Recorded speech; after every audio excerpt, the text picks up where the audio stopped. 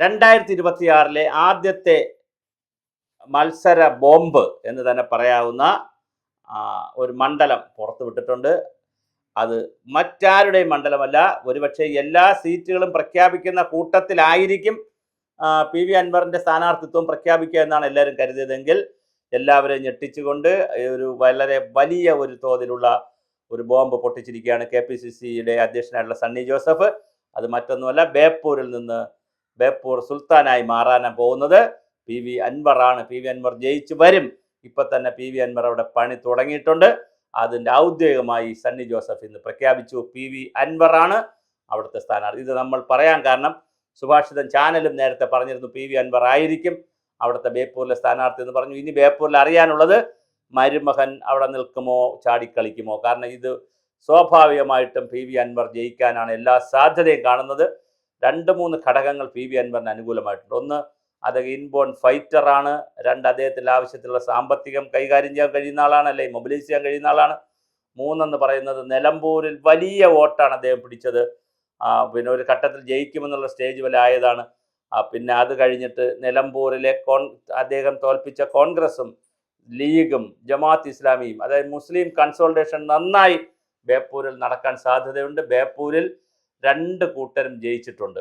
UDF ജയിച്ചിട്ടുണ്ട്, LDF ജയിച്ചിട്ടുണ്ട്. പക്ഷെ അടുത്ത കുറച്ച് കാലങ്ങളായി LDF ആണ് ബേപ്പൂരിൽ ജയിച്ചുകൊണ്ടിരിക്കുന്നത്.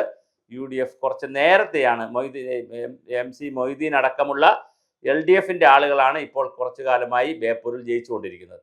അതേസമയം നേരത്തെ ബേപ്പൂരിൽ കോൺഗ്രസിൻ്റെ സ്ഥാനാർത്ഥികളും ജയിച്ചിട്ടുണ്ട് അവിടെ. അപ്പോൾ അതുകൊണ്ട് തന്നെ ബേപ്പൂരിൽ അത് കോൺഗ്രസും അല്ല ഇപ്പോൾ മത്സരിക്കുന്നത്, പി വി അൻവറാണ്. അപ്പോൾ പി വി അൻവറിൻ്റെ സ്ഥാനാർത്ഥിത്വം പ്രഖ്യാപിച്ചു കഴിഞ്ഞു. പി വി അൻവർ ശക്തനായിട്ട് അവിടെ മുന്നോട്ട് പോകും. പി വി അൻവറും നമ്മുടെ പിന്നെ മരുമകനുമായിട്ടാണ്, മുഹമ്മദ് റിയാസുമായിട്ടാണ് മത്സരമെങ്കിൽ തീർച്ചയായിട്ടും കടുത്ത രാജ്യം കണ്ട, സംസ്ഥാനം കണ്ട ഏറ്റവും വലിയൊരു മത്സരമായിരിക്കും അവിടെ നടക്കുന്നത്. ആ മത്സരത്തിൽ മുഹമ്മദ് റിയാസിനെ തോൽപ്പിക്കുക എന്നുള്ള അജണ്ട തന്നെയാണ്. അങ്ങനെ തോൽപ്പിക്കുകയാണെങ്കിൽ ഇരട്ടി മധുരമായിരിക്കും. ഒന്ന്, പിന്നെ മുഖ്യമന്ത്രിയുടെ മരുമകനെ തോൽപ്പിക്കുന്നു, പിന്നെ CPMനെ തോൽപ്പിക്കുന്നു. അങ്ങനെ 2 പ്രതികാരം ചെയ്യാനുള്ള സാധ്യതയാണ്, അല്ലെങ്കിൽ സമയമാണ് അൻവറിന് കൈവന്നിരിക്കുന്നത്. അപ്പോൾ നിലമ്പൂരിൽ ഒരുപക്ഷെ അങ്ങനെയാണെങ്കിൽ ആര്യാടൻ ഷൗക്കത്തോ അല്ലെങ്കിൽ VS ജോയിയോ ആയിരിക്കും നിലമ്പൂരിൽ സ്ഥാനം. ജോയിയുടെ പേര് കഴിഞ്ഞ പ്രാവശ്യം ശക്തമായി വന്നതാണ്. പക്ഷേ ആര്യാടൻ ഷൗക്കത്താണ് പിന്നെ കയറി വന്ന് അവിടെ നല്ല വോട്ടിന് ജയിച്ചു. നിലമ്പൂരിൽ VS ജോയിയോ ആര്യാടൻ ഷൗക്കത്തോ ആയിരിക്കും വരുന്നത്. ഇവിടെ വരുന്നത് തീർച്ചയായിട്ടും ബേപ്പൂർ മണ്ഡലം പക്ഷെ എടുത്താൽ ഞാൻ നേരത്തെ പറഞ്ഞു ഇടതുപക്ഷത്തിന് വലിയ മുൻതൂക്കമുള്ള ഒരു പ്രദേശമാണ്. UDF ജയിച്ചിട്ടുണ്ടെങ്കിലും പഞ്ചായത്തുകളുടെ എണ്ണം എടുത്താലും LDF ആണ് ഇപ്പോൾ മുന്നിൽ നിൽക്കുന്നത്. പക്ഷേ അതൊന്നും വിഷയമല്ല. കോഴിക്കോട് ജില്ലയിൽ ഇപ്രാവശ്യം UDFും മുസ്ലിം ലീഗും, പ്രത്യേകിച്ച് മുസ്ലിം ലീഗും വലിയ മുന്നേറ്റമുണ്ടാക്കിയിട്ടുണ്ട്. കോർപ്പറേഷനിൽ മുന്നേറ്റമുണ്ടാക്കി, ജില്ലാ പഞ്ചായത്തിൽ വലിയ മുന്നേറ്റമുണ്ടാക്കി, ഗ്രാമപഞ്ചായത്തുകളിൽ കോഴിക്കോട് ജില്ല ഒരുപക്ഷെ വടക്കൻ ജില്ലകളിൽ ഏറ്റവും കൂടുതൽ UDF നേട്ടം കൊയ്തിട്ടുള്ള, കാരണം മലപ്പുറം ലീഗ് കൂടെ കയ്യിലുള്ളതുകൊണ്ട് UDFിൻ്റെ കയ്യിലാണ്, അതിൽ കാര്യമില്ല. അതേസമയം കോഴിക്കോട് ജില്ല പരമ്പരാഗത LDF മണ്ഡലങ്ങൾ, LDF പഞ്ചായത്തുകൾ, LDF വാർഡുകൾ, LDF മുനിസിപ്പാലിറ്റി, കോഴിക്കോട് നഗരസഭ, അതുപോലെ തന്നെ ജില്ലാ പഞ്ചായത്ത് അടക്കമുള്ള മുഴുവൻ സ്ഥലങ്ങളിലും UDFിൻ്റെ തേരോട്ടമാണ് നടന്നത്. അതിന് പി വി അൻവറും ഒരു പ്രധാന ഘടകം തന്നെയായിരുന്നു. അപ്പോൾ സ്വാഭാവികമായിട്ടും ബേപ്പൂരിൽ പി വി അൻവർ ജയിച്ച് കയറാനുള്ള എല്ലാ സാധ്യതയും കാണുന്നുണ്ട്. പിന്നെ അദ്ദേഹം പ്രവർത്തനങ്ങളും ആരംഭിച്ചിട്ടുണ്ട്. ഇപ്പുറത്തെ പ്രവർത്തനം ആരംഭിക്കാൻ കഴിഞ്ഞിട്ടില്ല മുഹമ്മദ് റിയാസിന്. കാരണം റിയാസ് ആണോ കാൻഡിഡേറ്റ് എന്നുള്ളത് ഇതുവരെ തീരുമാനമായിട്ടില്ല. CPMൻ്റെ തീരുമാനമായിട്ടില്ല, BJPയുടെയും കാൻഡിഡേറ്റ് ആരെന്ന് തീരുമാനമായിട്ടില്ല. BJPക്ക് അവിടെ വലുതായിട്ടൊന്നും ചെയ്യാനില്ല. എങ്കിൽ പോലും കാൻഡിഡേറ്റ് ആര് എന്ന് തീരുമാനമായിട്ടില്ല. തീരുമാനമായിരിക്കുന്നത് പി വി അൻവറിൻ്റെ സ്ഥാനാർത്ഥിത്വമാണ്. ഇന്ന് ഔദ്യോഗികമായിട്ടത് സണ്ണി ജോസഫ് പ്രഖ്യാപിക്കുകയും ചെയ്തു. അപ്പോൾ ഇനിയിപ്പോൾ ബാക്കിയുള്ള 139 സ്ഥലങ്ങളിൽ കോൺഗ്രസ് പ്രഖ്യാപിച്ചാൽ മതി. സണ്ണി ജോസഫ് മത്സരിക്കുകയാണെങ്കിൽ പിന്നെ 138, ഇങ്ങനെ കുറേ അധികം ആളുകൾ മത്സരിക്കുന്നുണ്ടെന്ന് പറയുന്നു. പ്രധാനപ്പെട്ട നേതാക്കൾ കൂടി ഇപ്രാവശ്യം മത്സരിക്കാൻ സാധ്യതയുണ്ട്. അതുകൊണ്ട് KPCC പ്രസിഡൻ്റായിട്ട് ഷാഫി പറമ്പിലോ കൊടുക്കുന്നിൽ സുരേഷോ അങ്ങനെയുള്ള ആരെങ്കിലുമൊക്കെ, അടൂർ പ്രകാശ് UDF കൺവീനറാണ്. അങ്ങനെ പല ഫോർമുലകളും, ജാതി സമവാക്യവും ഫോർമുലയൊക്കെ നോക്കണമല്ലോ, അങ്ങനെ പല ഫോർമുലകളും നോക്കുന്നുണ്ട് UDFിൻ്റെ KPCCയുടെ പ്രസിഡൻ്റായിട്ട് വരാനായിട്ട്. എന്തായാലും ഒരു കാര്യം ഉറപ്പാണ്, അവിടെ പി വി അൻവർ എന്ന് പറയുന്ന ഫാക്ടർ വളരെ വലിയ തോതിൽ ബേപ്പൂരിൽ പ്രവർത്തനം ആരംഭിച്ചിട്ടുണ്ട്.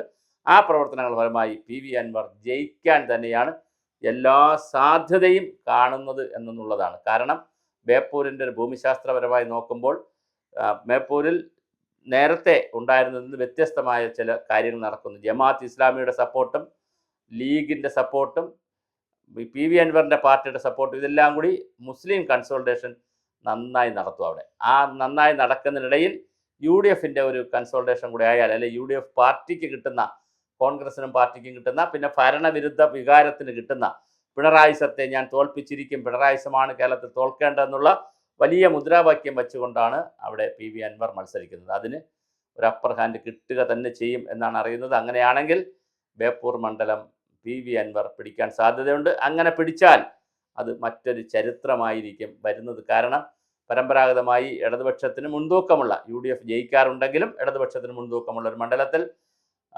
മുഖ്യമന്ത്രിയുടെ മരുമകനെ ഭാവി മുഖ്യമന്ത്രിയാകാൻ ആകും എന്നൊക്കെ പറയുകയും അതിനുവേണ്ടി പ്രചാര വേലകളൊക്കെ പലതും നടന്നതാണ്, നമ്മൾ കണ്ടതാണ്.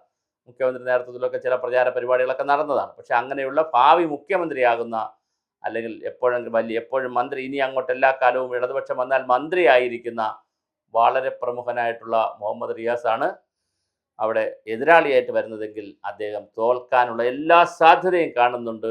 അല്ലെങ്കിൽ അതിന് അത്ഭുതങ്ങൾ സംഭവിക്കണം.